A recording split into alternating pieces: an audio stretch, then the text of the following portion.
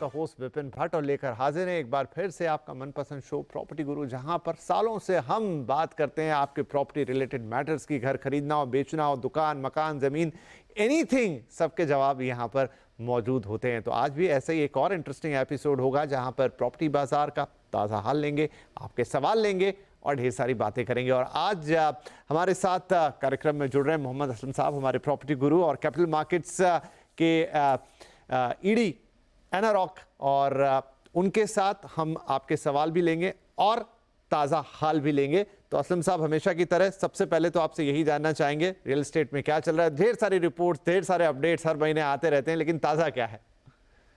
नहीं Vipin ji, dream run continue. Dream run चल रहा है रियल एस्टेट का, स्पेशली रेसिडेंशियल का, कमर्शियल का, आपका रिटेल का।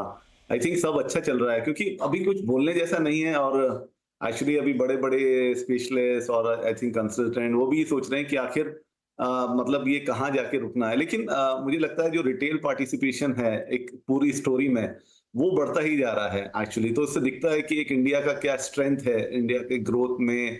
अगर एक बार जब रिटेल बायर्स जो हैं, जब वो अपना एंड यूजर्स जो हैं, जो वो अपना खरीदने की उसमें निकले हैं, तो अभी उनको सबको घर खरीदना है और अभी तक स्टोरी एकदम अच्छी चल रही है। तो मतलब आपने बिल्कुल ठीक कहा, जैसे कि कितनी रिपोर्ट्स आ रही हैं। तो अभी एनारॉक की रिपोर्ट थी कि अराउंड पिछले, मतलब आप अगर देखेंगे लास्ट 5 इयर्स में, अगर टॉप 7 सिटीज को भी लेते हैं तो एवरेज प्राइस राइज उसमें 45% हुआ है। This is huge actually. 45% मतलब प्राइस राइज के बावजूद अगर इस तरह से डिमांड है और अब्जॉर्प्शन हो रहा है, तो डेफिनेटली ये ड्रीम रन ही कहलाएगा। अगर दो तीन जगह की बात करें तो बेंगलुरु में बागालुरु और व्हाइटफील्ड में यहाँ तक है ना, माइक्रो मार्केट में 80 to 90% तक रेट बढ़े हैं। हैदराबाद के कोकापेट में, एनसीआर में।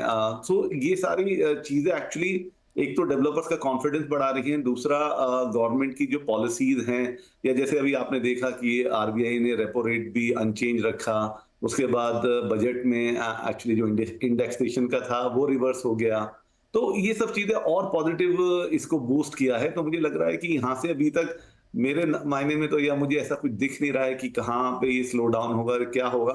और मुझे लगता है जो आप और हम हमेशा अपने शो में बोलते रहे हैं कि फेंस सिटर जिन्हें कहलाते हैं कि भाई, क्योंकि सब यही सोच रहे हैं मार्केट अब गिरेगा तो मैं अब खरीदूंगा। लेकिन आप देखिए, जो मैंने आपको भी बोला है कि लास्ट 5 ईयर में 45% प्राइस बढ़ गया। तो यानी कि जिन लोगों ने 2020 में, और ये मैक्सिमम जो 5 इयर्स के बात कर रहे हैं वो 2020 से 2024 के बीच में सेकंड क्वार्टर के बाद की बात हो रही है।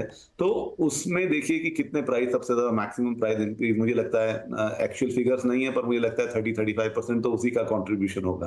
तो जिन किसी लोगों ने 2020-21 में घर खरीदे हैं उनकी प्राइसेस अभी मतलब 30-35% तक बढ़ गई हैं।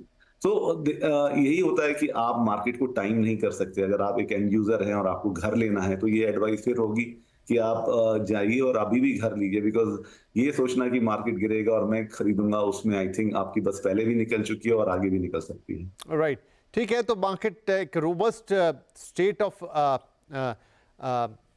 स्टेट में है, कहना चाहिए कि रोबस्ट अभी भी सब तरफ बिक्री है, सब कुछ भाव वगैरह बढ़ रहे हैं और अपने मार्केट के अपने फंडामेंटल्स होते हैं, अपने डायनामिक्स होते हैं, उसके हिसाब से वो खुद को एडजस्ट करता है।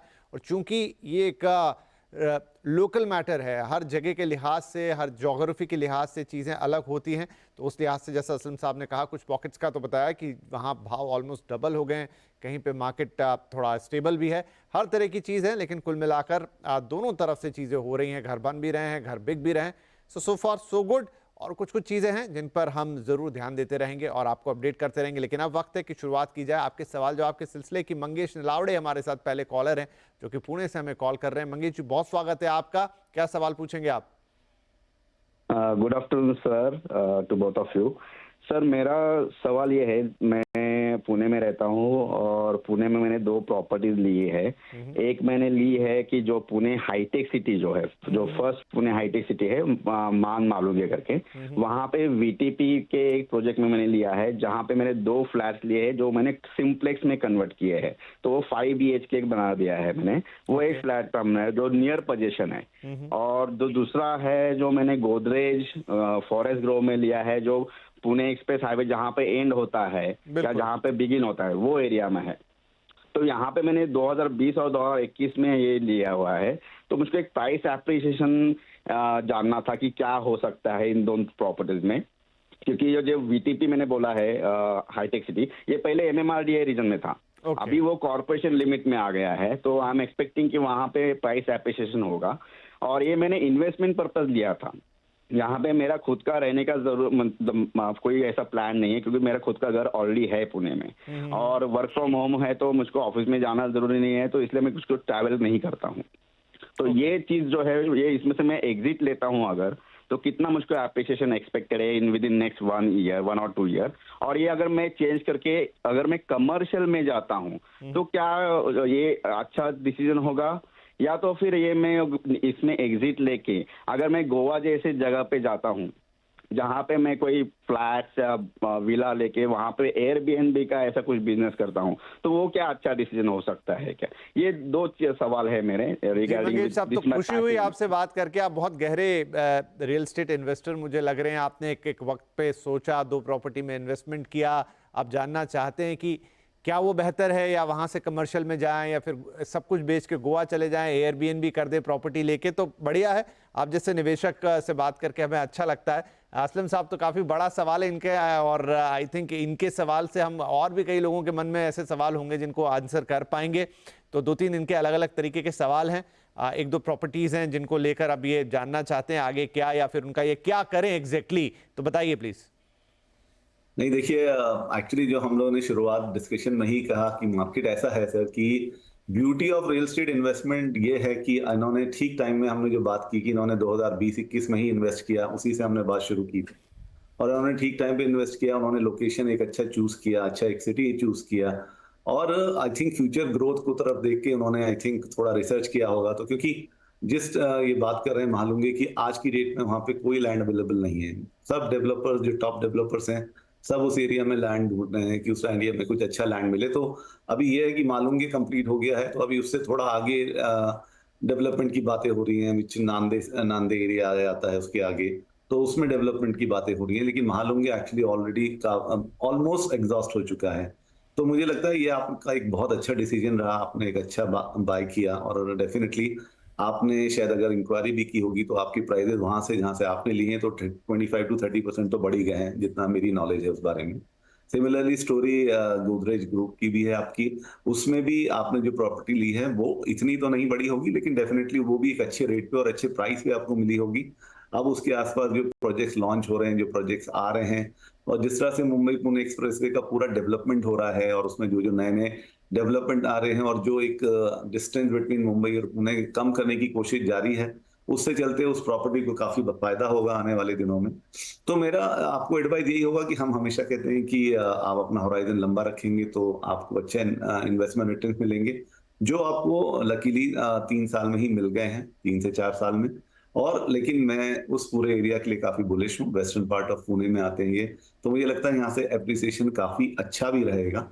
लेकिन आपका जो दूसरा सोचना है कि अगर आप कमर्शियल में जाएं, या आप गोवा में एयरबीएनबी वगैरह जाएं, तो वो भी गलत थॉट नहीं है। क्योंकि अगेन अगर आप कमर्शियल में जाएंगे तो मैं एडवाइस ये करूंगा कि आप दोनों में से किसी एक प्रॉपर्टी को, जिसमें आपको लगता है कि उसको बेच के आपको कुछ ज्यादा पर्सनल इन्वेस्टमेंट ना करना हो, और आपको कोई अच्छी कमर्शियल रिटेल शॉप या ऑफिस मिलता है, आई थिंक आपको पुनः ताथावड़े या वाकड़ या पुनावले तक, तो आप डेफिनेटली, या किबले या रावेत में भी आपको मिलता है अगर शॉप, तो आप बिल्कुल ले सकते हैं। क्योंकि उस पूरे एरिया का जो डेवलपमेंट हो रहा है, जिस तरह से उसका अर्बनाइजेशन हो रहा है, जिस तरह से वहाँ प्रोजेक्ट्स हैं, तो वहाँ डेफिनेटली रिटेल की और ऑफिस स्पेसेस की रिक्वायरमेंट आएगी।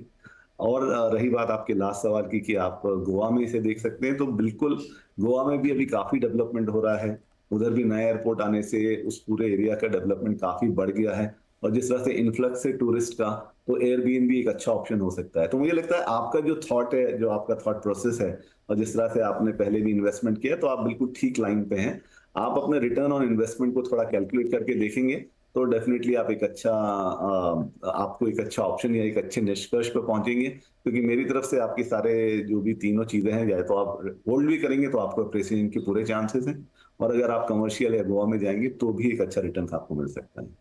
राइट। तो मंगेश जी, ऐसा लग रहा है कि आपकी 5 उंगलियां घी में और सर कढ़ाई में है। मतलब जो भी ऑप्शन आप चूज करेंगे वो आपके लिए ठीक जाएगा। और जैसा असलम साहब एक्सप्लेन कर रहे थे कि एक सही समय पे सही डिसीजन लेना, उसकी क्या इंपॉर्टेंस होती है, टाइमिंग की क्या इंपॉर्टेंस होती है, और रियल एस्टेट मार्केट में भी उतना ही सही है। बहुत बहुत बधाई है आपको, और चॉइसेस दी हैं आपको असलम साहब ने। आप जैसा ठीक लगे वैसा आगे बढ़ सकते हैं। कहीं भी आपके लिए लूज करने के लिए कुछ ज़्यादा नहीं है, गेन ही आप करेंगे। चलिए इसी के साथ ब्रेक ले लेते हैं। ब्रेक के बाद ऐसे ही कुछ और इंटरेस्टिंग सवाल। Signature Global presents Property Guru. ये करके क्या होगा? फ्लेक्सिबिलिटी बढ़ेगी। फ्लेक्सिबिलिटी के साथ क्या करोगे? जिम्नास्टिक। अरे ये फ्लेक्सिबिलिटी बड़े काम की चीज है। जैसे हमारा ब्रावो फीचर, ये करंट अकाउंट को दे फ्लेक्सिबिलिटी। अगर आपके एक्स्ट्रा फंड है तो सीधा फिक्स डिपॉजिट में कन्वर्ट कर देता है। आईडीएफसी फर्स्ट बैंक में करंट अकाउंट होगा तो मोर मिलेगा। इस गुस्ताखी की सजा सिर्फ मौत है। चाचा, राजा साहब, आपकी गाड़ी इंश्योरेंस रिन्यूअल के लिए एजेंट 10 बार फोन कर चुका है। एक बार प्राइस कुछ बताता होगा, दूसरी बार कुछ और फिर भी कोई क्लैरिटी नहीं। एग्जैक्टली। इसीलिए खुद से रिन्यू करो। नो झंझट, नो कंफ्यूजन, और सही प्राइस। एग्जैक्टली। गद्दी पे तो आपको होना चाहिए। कार इंश्योरेंस हो लेना तो एको चेक कर लेना। यहाँ शेयरों से जुड़े हर सवाल का मिलेगा जवाब। 135 में 990 से है। क्या करें, अभी तो फायदे में। कैचअप का गेम यहाँ पे पॉसिबली हो सकता है, तो आई थिंक ट्रेड में बने रहे। एफएनओ में क्या पोजीशन ले, होल्ड करें या बेच दें। स्ट्रक्चर पॉजिटिव, मेरे ख्याल से ये स्टॉक होल्ड करना चाहिए। स्टॉक से जुड़े आपके हर कंफ्यूजन का वन स्टॉप सोल्यूशन। ट्रेडर है तो स्टॉप लॉस लगाइए, इन्वेस्टर है तो कोई दिक्कत नहीं है। स्टॉप लॉस जरूर लगाएं जो भी लोग ट्रेड करना चाहें। देखिए ट्रेडर्स हॉटलाइन सिर्फ CNBC आवाज पर। हर सुबह कीजिए शानदार शुरुआत। जिस तरह से अमेरिका में बिकवाली चल रही है ना, मुझे लगता है कि ये असर पूरे फिर देश में दिखेगा। बाजार खुलने से पहले जानिए 20 चुनिंदा स्टॉक्स। आप लोग हमेशा की तरह स्क्रीन को वॉच आउट करिएगा, अपने एक्सपर्ट से सलाह मशवरा जरूर करिएगा। CLS का ये मानना है कि IT के लिए परिस्थितियां बिल्कुल नहीं बदली हैं, इसलिए इसमें दबाव रह सकता है, जो हर रोज आपको बनाएंगे मालामाल। इनका जो NIM है वो 60 से 70 बेसिस पॉइंट इंप्रूव होगा 25 और 26 फाइनेंशियल ईयर में। देखिए सीधा सौदा सिर्फ CNBC आवाज पर। फ्यूचर एक्सप्रेस में आप सभी का स्वागत है। FNO मार्केट का हर एक्शन। लॉन्ग साइड पर आप निफ्टी बैंक दोनों पर ही अपनी पोजीशंस को रख सकते हैं। कॉल ऑप्शन लें या पुट ऑप्शन। पुट राइटर का बेस है 570 के जोन पर, वहीं स्टॉप लॉस रखिए 570। जानिए किन स्टॉक्स में होगी आपकी जबरदस्त कमाई। आपके रिस्क आपके हिसाब से रखिएगा। स्टॉप लॉस शरद सर की तरफ से 0 रहेगा, क्योंकि आज की एक्सपायरी है तो आज ही की पोजीशन है। देखिए फ्यूचर एक्सप्रेस।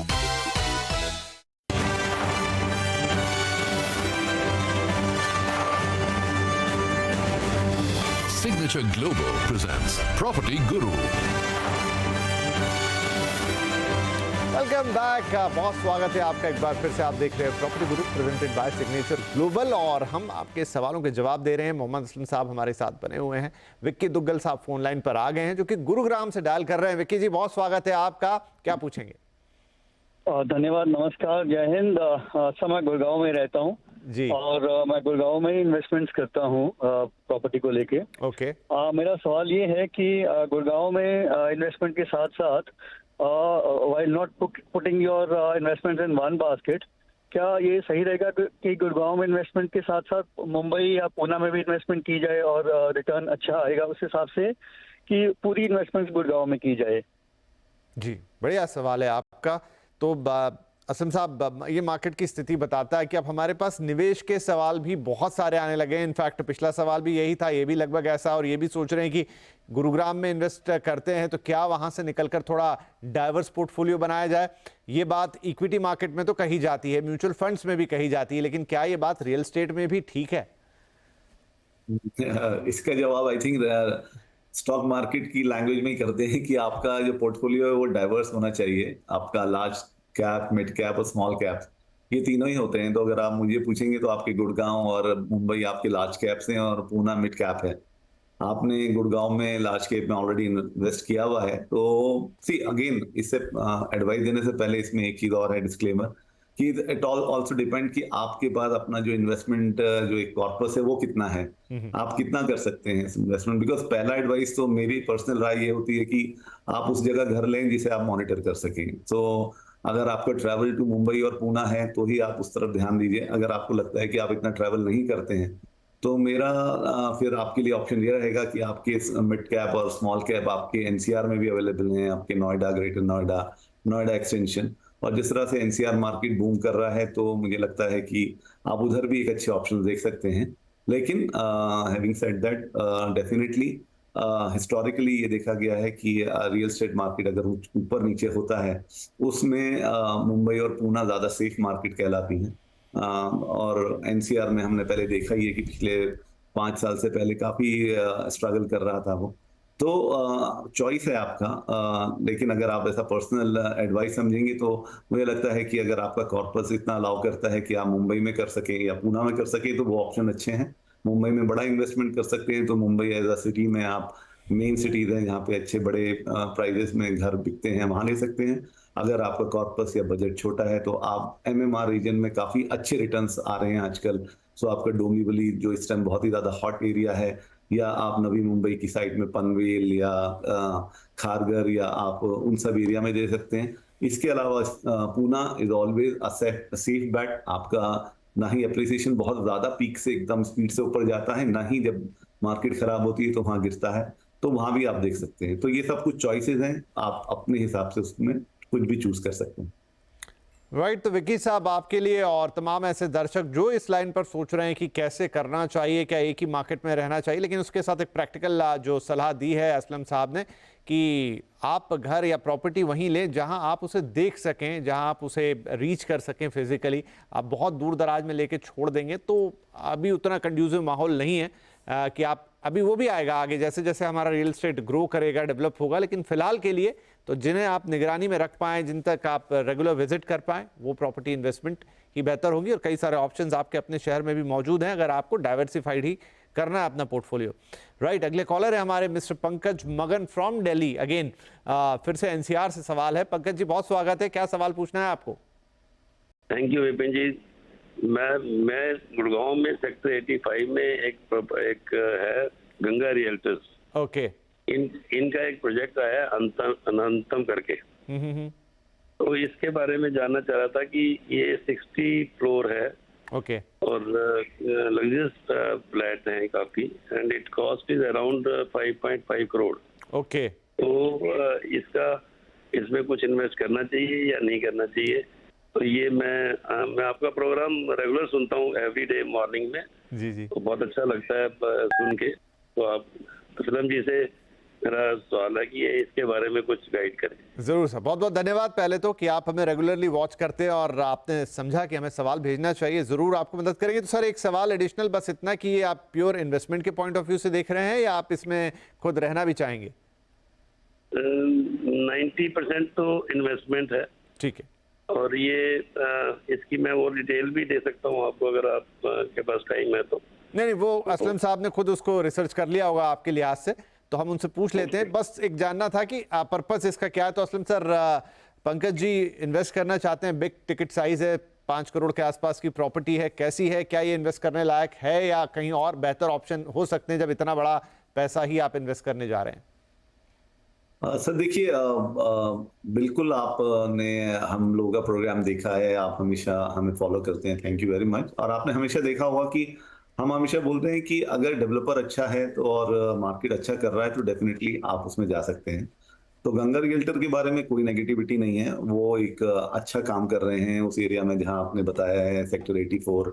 वो ऑलरेडी वहाँ पे एक आपके अनंतम के अलावा नांदका नाम का भी एक प्रोजेक्ट कर रहे हैं। तो उनका जो एक फोकस है उस पूरे एरिया में वो डेफिनेटली है। वो बहुत इंपॉर्टेंट होता है कि आप उस एरिया में और इसके अलावा और कोई प्रोजेक्ट बना रहे हैं तो डेफिनेटली वो बना रहे हैं तो आपका एक बॉक्स टिक हो जाता है। और इसके अलावा ये है कि ये बस इसमें मेरा एक कंसर्न ये है कि द्वारका एक्सप्रेस, अभी मैंने अपने स्टार्टिंग पॉइंट में ही बोला था कि बहुत ज़्यादा हॉट हो गया है एरिया, काफ़ी प्राइस बढ़ गए हैं, एस्केलेटेड हो गए हैं।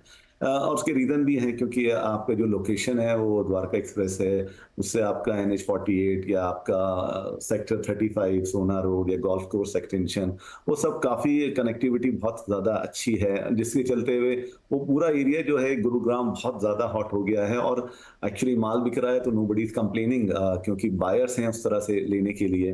तो मुझे लगता है कि आपका जो चॉइस है इन टर्म्स ऑफ बाइंग के लिए, वो उसमें कोई भी दो राय नहीं, क्योंकि अभी मार्केट ही ये है और एज पर एट पार आप मार्केट उसे खरीद रहे हैं। लेकिन फिर भी अगर आपको देखना है, क्योंकि आप एक बड़ा इन्वेस्टमेंट कर रहे हैं, तो जो एरिया मैंने बोले आपको, सेक्टर 35 या सोना रोड, अगर इतना बड़ा इन्वेस्टमेंट है ही आपका, तो इन सब एरियाज में भी आप देखकर अपना एक चॉइस कर सकते हैं। बाकी गंगा रियल्टर्स के बारे में, इनके ये दोनों प्रोजेक्ट काफी अच्छे हैं, काफी वो ध्यान देते हैं एमिनिटीज के ऊपर, कन्वीनियंस के ऊपर, और जो प्रोजेक्ट की क्वालिटी है और उनका जो डिलीवरी टाइमलाइंस है वो हमेशा वो मैनेज करते हैं, जिससे कि बाद में आप, जैसे आपने बोला कि आप इन्वेस्टमेंट के लिए ले रहे हैं, तो जैसे गुड़गांव में मैंने जैसे पहले ही बोला कि कनेक्टिविटी अच्छी है, तो हमेशा एक सबसे बड़ा आइडिया ये होता है कि आपकी प्रॉपर्टी पे आपको रिटर्न्स मिले, तो वो अट्रैक्ट करते हैं वहाँ आईटी क्राउड को या जो और बिजनेसेस हैं, तो एक रेंटल्स अच्छे वो अचीव कर पाएंगे आप वहाँ पे। इसके अलावा अगर आपको उसको बाद में रीसेल भी करना होगा, तो प्रॉपर्टी इतनी अच्छी रहेगी कि आप उसमें अच्छा प्राइस भी ले सकते हैं। ओवरऑल द्वारका एक्सप्रेसवे के लिए हम सभी काफी बुलिश हैं, तो ओवरऑल सारे कोई वो नहीं है इसमें कि आप उसमें ना जाएं, लेकिन अगर आपको और उसमें ऑप्शन देखने हैं, तो आपने जैसे यही एक डिसाइड करके बोला है, आप और भी प्रोजेक्ट्स देख सकते हैं, क्योंकि गुड़गांव में ओवरऑल काफी अच्छा है, अभी चल रहा है और फ्यूचर भी अच्छा ही दिख रहा है उसका। चलिए जी, तो आपको आई थिंक पंकज साहब एक विस्तार के साथ काफ़ी डिटेल्ड आंसर दे दिया है असलम साहब ने, और अब आपको जो अपना डिसीजन है, बिग टिकट डिसीजन है, इसलिए हम चाहते थे इसको और गंभीरता से आपको बताएं, वो लेने में मदद मिलेगी। और इसी के साथ हम ले रहे हैं एक छोटा सा ब्रेक के बाद कुछ और। वेलकम बैक, आप देख रहे हैं property Guru presented by signature global on CNBC आवाज। हम आपके सवालों के जवाब दे रहे हैं। फटाफट एक आध और सवाल, क्योंकि समय रह गया थोड़ा कम, और असलम जी हमारे साथ बने हुए हैं। राइट, हमारे साथ हमारे अगले कॉलर हैं नीरज वर्मा फ्रॉम बेंगलुरु। नीरज जी, बहुत स्वागत है आपका। ये बताइए क्या मदद करें आपकी। Hello, thanks. मैं actually DSR Green Waters project देखा है मैंने, गुंजूर एरिया में है, सरजापुर रोड में। ओके।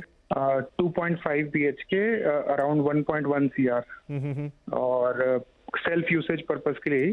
तो मैं ये चाह रहा था कि मतलब ओवरऑल प्राइस कैसा है, लोकेशन कैसा है, whether it's a good choice for self consumption.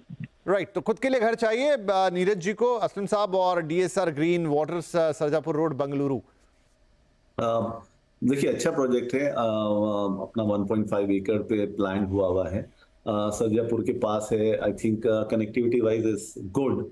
आप खुद एंड यूज के लिए ले रहे हैं तो डेफिनेटली अच्छी बात है, लेकिन अगर आप उसको इन्वेस्टमेंट के लिए लेते तो उसमें फैक्टर्स हैं कि वहाँ पे आसपास अराउंड 8 to 9 किलोमीटर्स की दूरी पे आपको 3 IT पार्क्स हैं। वहाँ पे ब्रिगेड का है, एक RMG का है, एक I think Vaishnavi Tech Park है।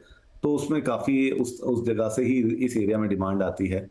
अभी बैंगलोर में जिस तरह से मार्केट इतना हीटअप हो गया, और हमने आपको पहले भी बताया कि काफी heat up is the wrong word, but जिस तरह से प्राइजेस बढ़ गए हैं, तो उस हिसाब से एक आपको अच्छा प्राइस मिल रहा है, ये 1.1 या 1.3 जो आपने बोला है। तो मुझे नहीं लगता कि इसमें आपको कोई दो राय होनी चाहिए थी। रही बात डेवलपर्स की, वो एक काफी रिनाउंड डेवलपर्स हैं, कुछ 1988 से काम कर रहे हैं बैंगलोर में। काफी प्रोजेक्ट्स उन्होंने डिलीवर किए हैं, और आई थिंक उनकी रेपुटेशन काफी अच्छी है। तो मुझे लगता है एक अच्छा प्रोजेक्ट है जिसमें आप डेफिनेटली जा सकते हैं। फ्यूचर प्रोस्पेक्ट्स भी अच्छे हैं, और क्योंकि आप कनेक्टिविटी धीरे धीरे इंप्रूव हो रही है बैंगलोर की, तो इससे बहुत फर्क पड़ेगा आने वाले टाइम में इसके एप्रिसिएशन पे भी, और अगर आपको उस पे रिटर्न्स और इन्वेस्टमेंट भी देखना है तो उसके ऊपर भी। चलिए, तो ये बेंगलुरु की बात हुई, और यहाँ पर I think it's a good property to buy, जैसा असलम साहब कह रहे हैं। सो आप आगे बढ़ सकते हैं, इस प्रॉपर्टी को खरीद सकते हैं, और आपके इस इन्वेस्टमेंट के लिए हमारी तरफ से ढेर सारी शुभकामनाएं।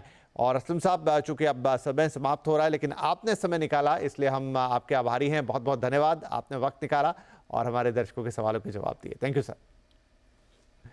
और सभी दर्शकों का भी बहुत बहुत धन्यवाद, बहुत बहुत शुक्रिया। आप हम पर भरोसा करते हैं, और इतने सालों से भरोसा कायम है। आप आज भी हमें अपने सवाल भेज रहे हैं, तो हमारा पता वैसे सबके पास है, लेकिन फिर भी pg@moneycontrol.com ये हमारा ईमेल एड्रेस है। इस पर आप अपने सवाल, क्योंकि डिटेल में हमें चाहिए होते हैं, व्हाट्सएप भी एक तरीका हो सकता है, लेकिन चूंकि ये रियल एस्टेट के सवाल हैं, काफ़ी डिटेल लगती हैं, तो बेटर एक बढ़िया लंबी मेल लिख दी जाए, उसमें ज़रूरी बातें लिख दी जाए, और साथ में अपना फ़ोन नंबर भी लिख दिया जाए, ताकि कुछ और लगे ना हमें, तो हम आपसे खुद ही पूछ लेंगे। और कोशिश यही होगी कि बेहतर से बेहतर जवाब आपको दें। आपकी प्रॉब्लम या पुट ऑप्शन पुट राइटर का बेस है 570 के जोन पर, वहीं स्टॉप लॉस रखिए 570। जानिए किन स्टॉक्स में होगी आपकी जबरदस्त कमाई। आपके रिस्क आपके हिसाब से रखिएगा। स्टॉप लॉस शरद सर की तरफ से 0 रहेगा, क्योंकि आज की एक्सपायरी है तो आज ही की पोजीशन है। देखिए फ्यूचर्स एक्सप्रेस